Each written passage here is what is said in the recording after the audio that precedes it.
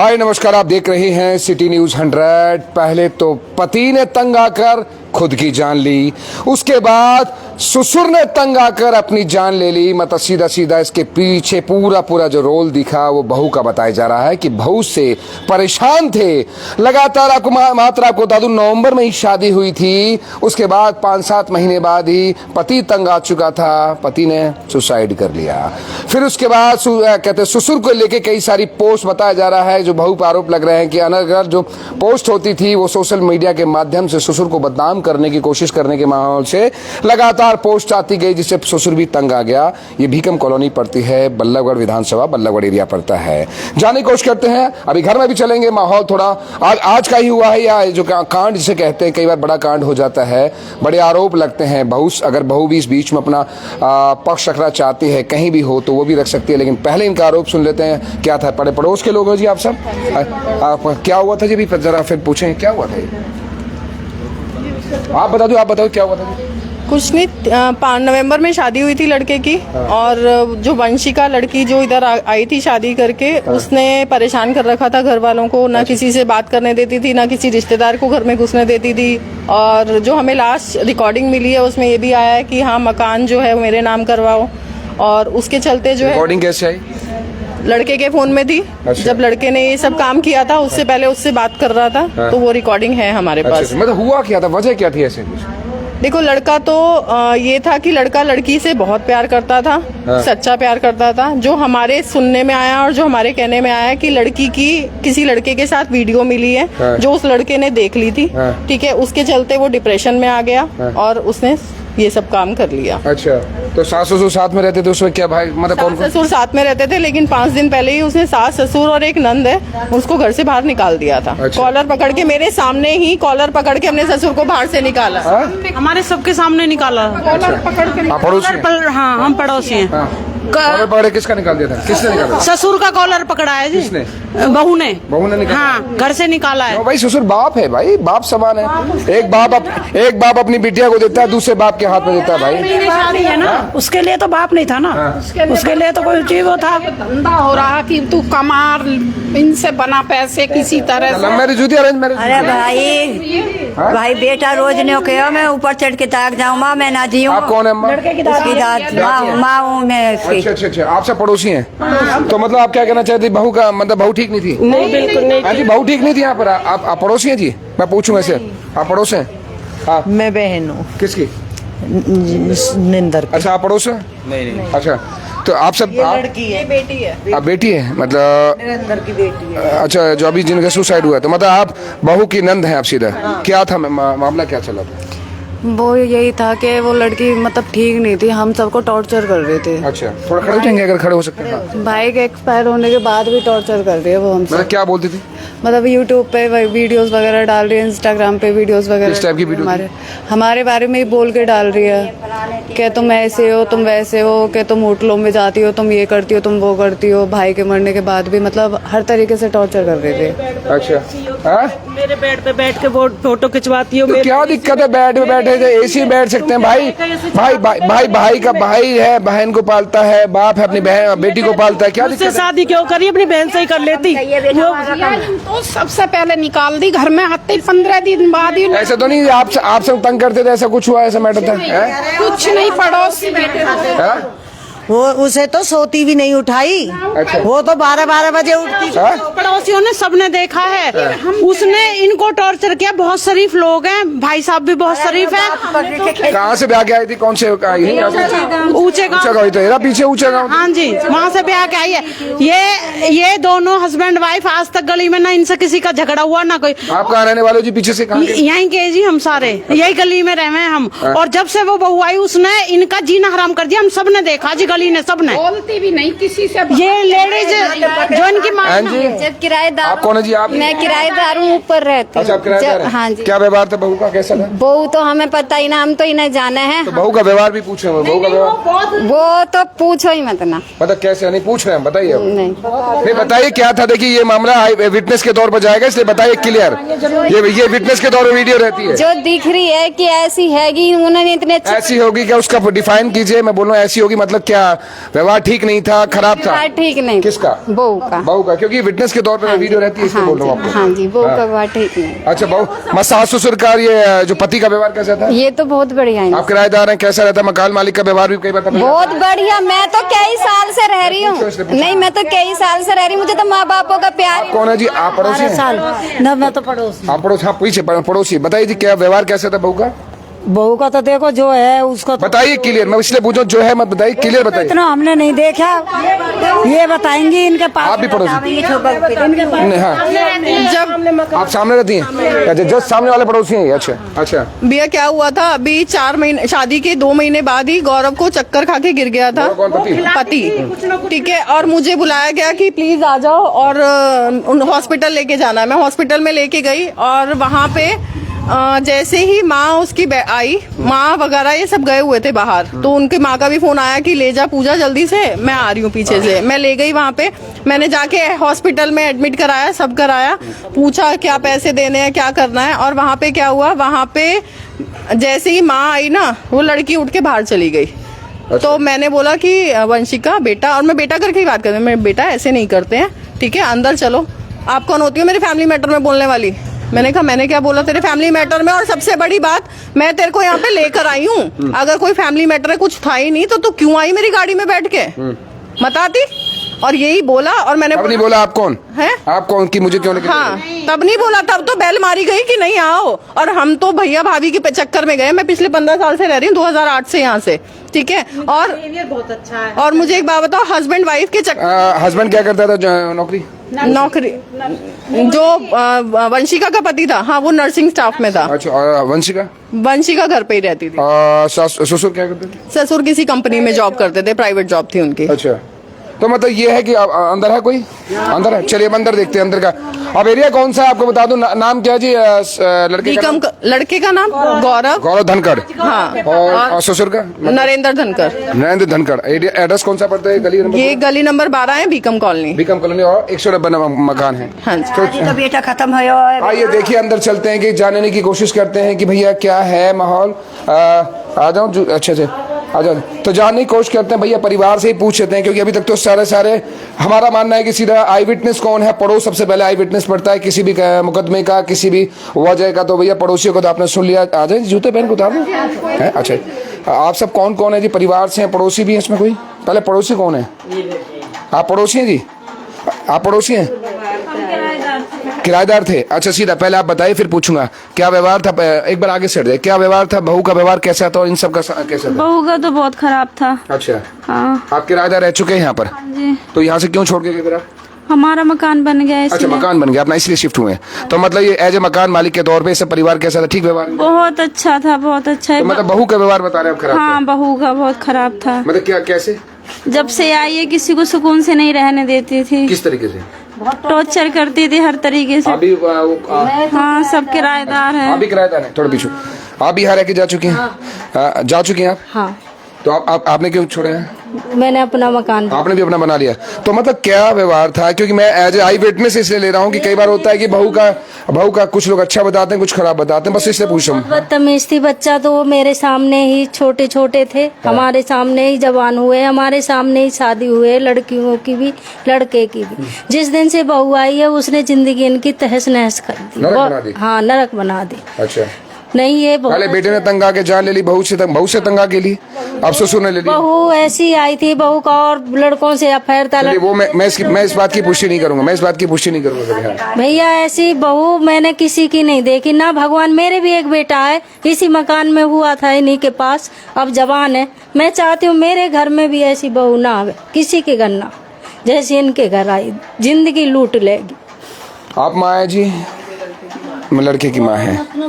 नहीं पूरी बात रखिए, कोई बात नहीं। देखिए जो हुआ वो उसे कोई रोक नहीं पाएगा, लेकिन क्या हुआ? बैठ जाओ। अच्छा क्या हुआ था एक बार समझाइए, क्या हुआ था? भैया मेरे बेटा की 4 दिसंबर की हुई शादी। अच्छा 4 दिसंबर। हाँ अब क्या चल रहा है? अगस्त, ठीक है।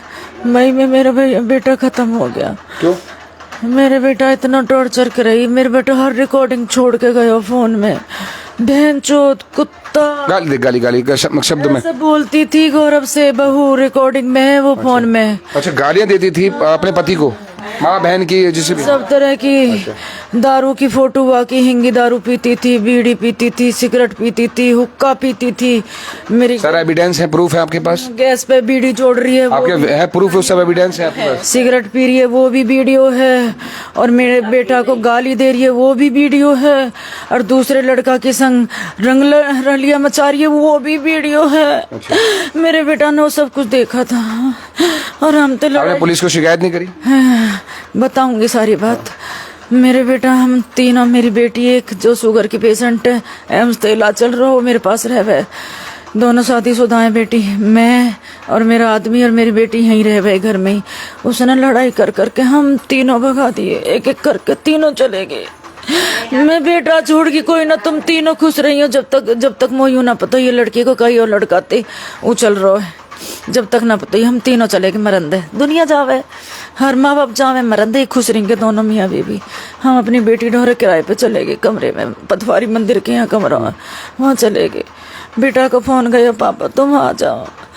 एक लगा करो को पापा आ जाओ। मेरे बेटा ने फोन करके कही, पापा आज मैं खिलाऊं रोटी ले आई है। 12 बजे उसने फोन करा, पापा 250 रुपये करवा दो।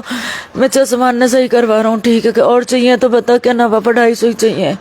5:30 बजे मैंने फोन करा कि पापा रोटी सब्जी ले आई हूँ मेरे लिए, कि ठीक है बेटा।